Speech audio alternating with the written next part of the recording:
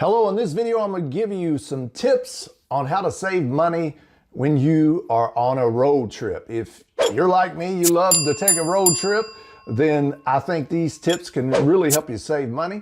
And that way you can use that money for other things or even more travel in the future if you love traveling.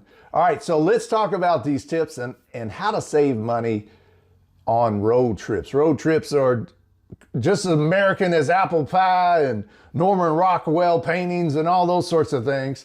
So there's nothing like hitting the open road with you, your family, your friends, and seeing the sights of the United States. So here's some tips that can help you save money on your next road trip. All right, the biggest expense when it comes to road trip is lodging, accommodations, where you're going to stay.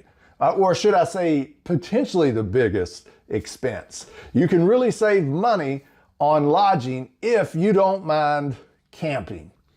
Now that could be car camping, where you're camping in your car, or you're finding a free piece of land where you can set up a tent or sleeping bag, sleep under the stars. That, not everybody's into that. Not everybody's willing to do that, but that can really save you some money. Now, these days with the whole van life kind of movement that you're seeing and people getting RVs and all this stuff, they're bypassing all the hotels and things in favor of campgrounds, BLM land, which is Bureau of Land Management, and other free campsites, Walmart parking lots, rest areas. So you got to be careful. You got to make sure you're comfortable. It's a safe spot, but that is a way to save money on your lodging. If you don't want to camp, if you don't want to sleep in your car or your vehicle, then find a hotel chain that you enjoy, that you like, and consider becoming a member of their loyalty program, their rewards program.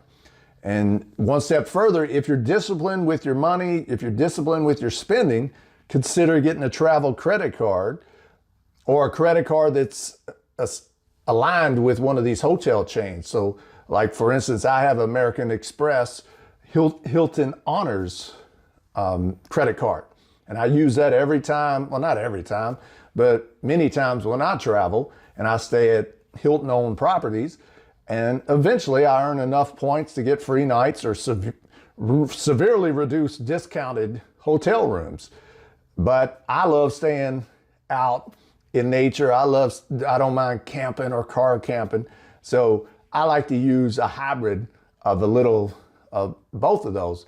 And then you got things like, and I'll make future videos about this, about when to stay at certain hotels. If you like staying at hotels, what hotel chains might offer the best rewards programs. So if you play your cards right, you can really reduce the cost of lodging.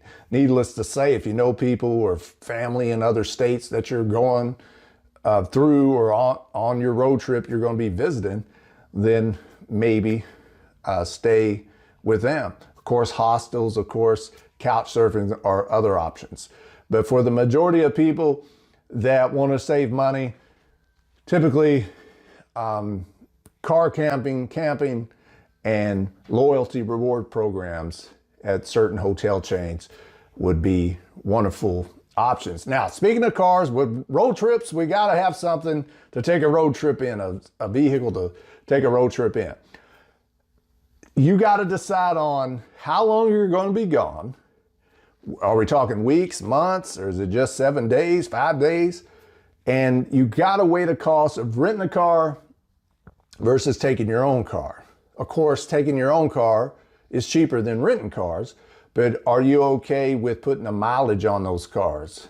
Are you okay putting the wear and tear on your own personal vehicle? So think about how, work the numbers, how long you're going to be gone, how much would it cost to rent a car versus taking your own car, and the trade-off would be less cost with your own car, but more wear and tear and increasing the mileage on your own personal car. If you run the numbers on figuring out the rental car cost. It might be in your best interest if those numbers are similar or if it saves you money. It depends, again, it depends on how long the road trip you're going to be gone for. It might save you money buying another vehicle, buying an older van, buying an older SUV or an older Toyota Prius that gets great gas mileage. If that used car or used vehicle for the time you're going to be gone costs less than renting a car, then you might want to consider buying a vehicle that's exclusively used for your travel adventures. And that way you don't have to worry about it impacting your own personal vehicle, racking up miles on your own vehicle, and putting wear and tear on your own personal vehicle. So that's something to consider. Now, as far as vehicles go, you want to think about, all right, am I going to do the hotel option, motel option, or do I want to do the camping thing, specifically the car camping thing? If you decide to do the car camping thing, the vehicle camping thing, then you might want to consider getting a vehicle or renting a vehicle that allows you to sleep in that particular vehicle. Like minivans are wonderful, in my opinion. They're not so bad on gas mileage. They're safe vehicles. They're fun. They're comfortable to drive. You're sitting up, plenty of, where you can look around. The views are good. You don't have many blind spots in minivans if you got windows all around. So, and there's plenty of room to put your stuff on extended road trips, and they're not too bad to sleep in. So if you don't mind car camping, if you don't mind pulling up in the campsite or somewhere at night where it's free to lay your weary head and sleep, then consider getting or renting a minivan or borrowing somebody's minivan. And that's another thing. You can talk to your family and friends that might have a vehicle that's spacious, that's roomy, allows you to sleep in, that's a hybrid that gets great gas mileage. So think about those things, because that can really help you out and save you money when it comes to your road trip adventures. So consider getting a vehicle or renting a vehicle or borrowing a vehicle that is spacious, roomy, allows you to sleep in, if you like car camping, if you like camping. If you like camping, then it doesn't matter if you're going to pitch a tent and sleep somewhere. If you're going to use a hotel, then the size of the vehicle doesn't matter. But what does matter, and many times, is making sure that you get a vehicle, use a vehicle that gets pretty good gas mileage. Because next to the lodging accommodations, the next highest expense for road trips, typically right up there with food, or it's pretty even, depends, which I'm going to give you some tips on that here in just a second, is gasoline. So if you can use a car that's a hybrid that gets good gas mileage, then that's really going to save you some money on your road trip. So whether you decide to rent, think about if there's any minivan hybrid options that you can rent. Minivan or SUV hybrid options. Again, if you are wanting to sleep in your car, do car camping. Or Prius. People sleep in Priuses. There's plenty of room. Or other hybrid cars that has plenty of room. Whether or not you car camp or if you stay in hotels or motels, you're still going to drive a lot on road trips and you're going to use a lot of gas. So it is worth the investment and the planning to get a car that is good on gas, like a hybrid that gets good fuel economy. Now, since we're on the topic of gasoline, using cars that are good, get good gas mileage, let's talk about how to strategically plan out where we're going to fill up, where we're going to get gas. And there is no shame in having a half a tank of gas if you know that where you're at currently, when you have a half a tank of gas, is going to be cheaper to fill up than it is when you reach E somewhere or close to E in the future, literally on down the road, and the cost of gas is a lot more at where you're eventually going to end up. Well, how do you know that? Well, it's through strategic planning. When you're planning out, if you took the time, you'll know what the price of gas is in certain areas of the country, certain states. And you can use an app like Gas Buddy. Gas Buddy is wonderful.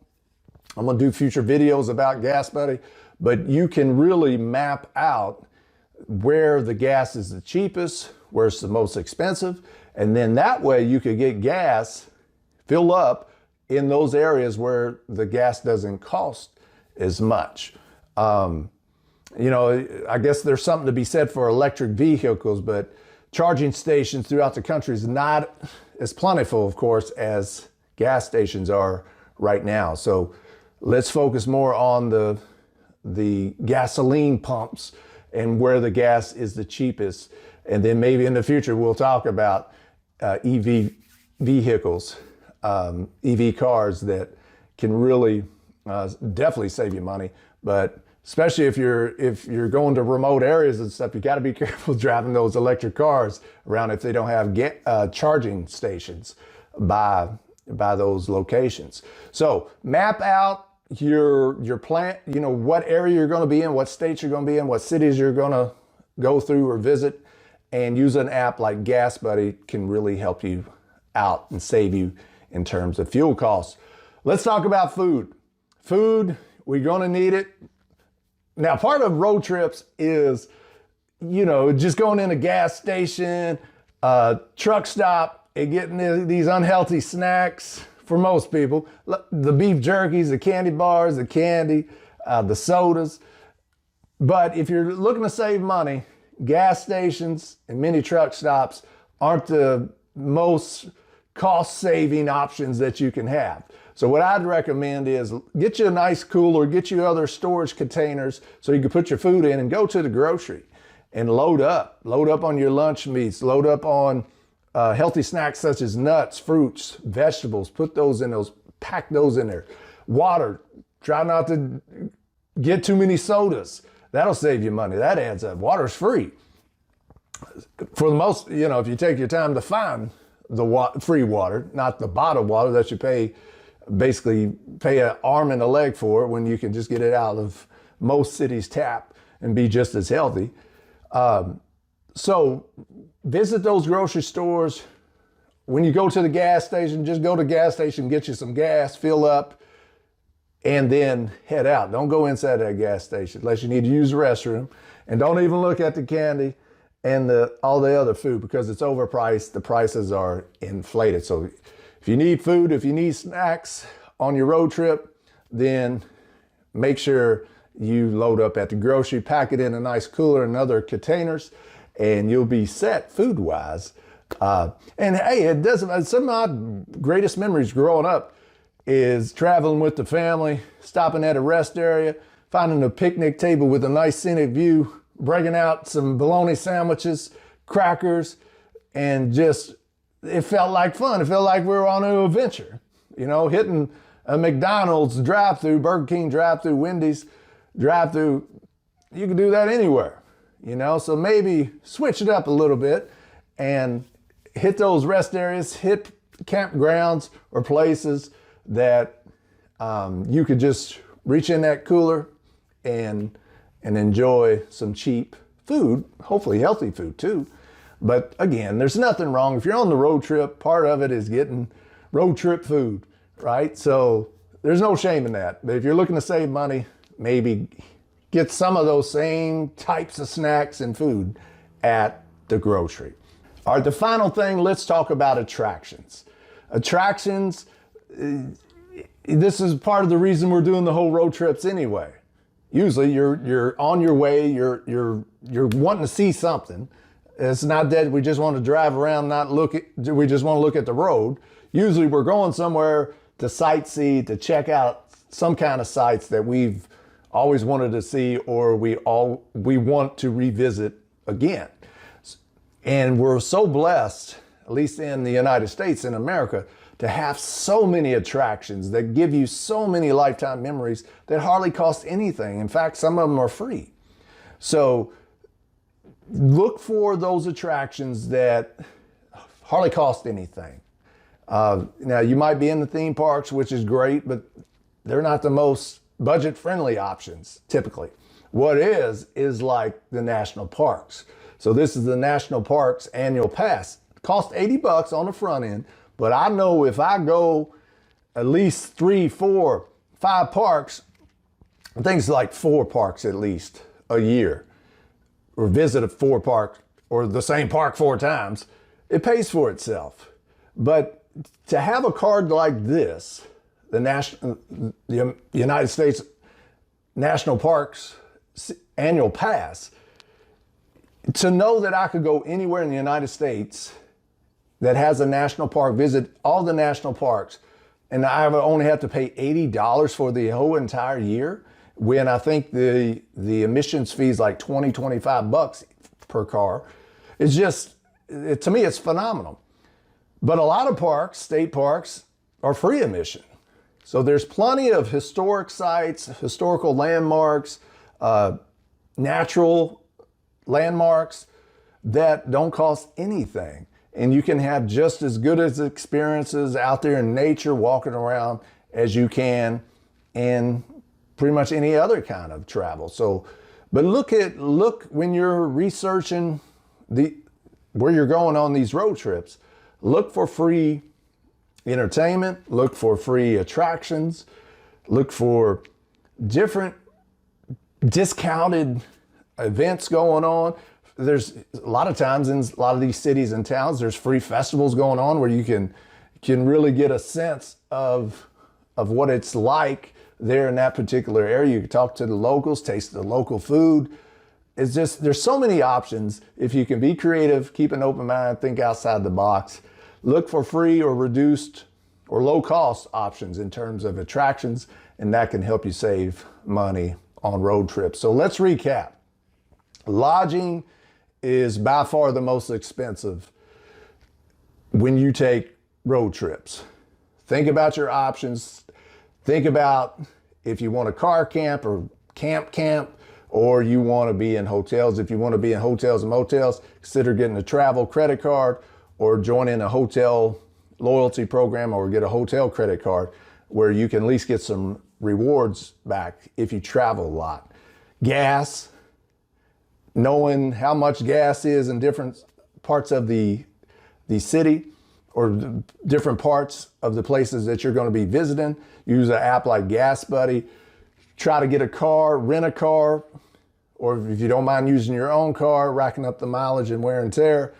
If you do mind racking up the mileage and wear and tear, maybe get a cheap, older, used vehicle exclusively for your road trip adventures. If it costs just as much as renting a car does, try to get a hybrid model, save you money on gasoline. Instead of hitting those gas stations for food and truck stops for food, load up at the grocery store.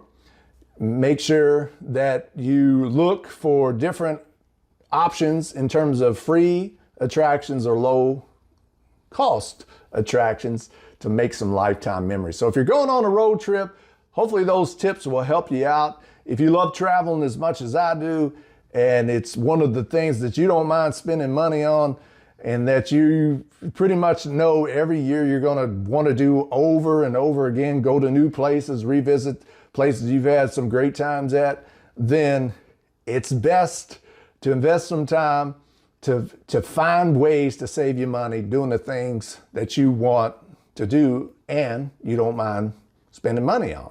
So depends on how comfortable you want to be, how fancy you want to get, but no matter what you want to do, there's always ways to save money so you can use that money to invest or buy other things, or to keep traveling, to keep taking road trips as long as you want to. All right, so hopefully this video helped you out. If it did, I appreciate it. Hit that like button. If you hadn't already, I appreciate it if you hit that subscribe button and notification bell so you can get all the latest tips on how to make money, save money, and live life on your own terms. Take care.